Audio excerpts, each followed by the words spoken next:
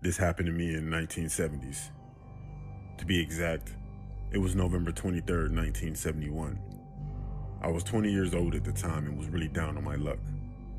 I was living in Portland, but I'm from Seattle, and I'll be going home very soon. I had lost my job and was about to be evicted from my apartment because I couldn't pay the rent.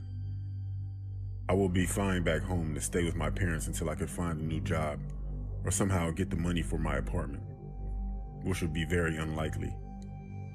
I had one night left in my apartment before leaving. I didn't feel like staying home, so I decided to go for a walk and have a drink in a bar. On my way to the bar, I stopped at a convenience store and purchased a lottery ticket.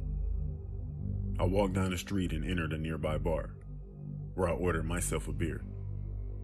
Not long after that, a man came inside and sat next to me and ordered a drink. We got to talking about life and just general conversation when he mentioned he was going to a flight the next day to Seattle. I laughed and asked him, "Wait, flight 305? He laughed and said, "Yeah, that's the one." He asked me why I was heading there. I told him I had money troubles, and coincidentally, he said the same thing. He seemed like a nice guy. We talked for about another hour before he decided to call it a night. Unfortunately, I never caught his name. I was about to leave the bar myself shortly after that when I heard over the TV that the lottery numbers would be announced. I decided to stay and check if I had won. Why not?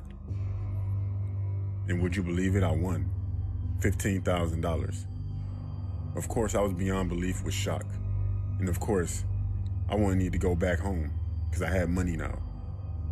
The next day, I saw something on the news that a flight had been hijacked and the plane was being held at ransom. It was the same flight I was going to be on. And I couldn't believe it, but the sketch of the guy they described who took the flight hostage was the exact same man I had been talking to in the bar. He used the name D.B. Cooper.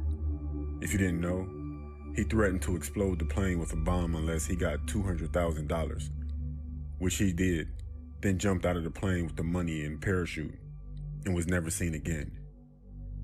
I didn't know why, but I never said anything to anyone. Even if I could, it's not like I knew his real name. It was such a scary coincidence that the only thing that stopped me was the reason why I was in that predicament anyway. I needed money, and then I got some. It's strange how everything works out in life.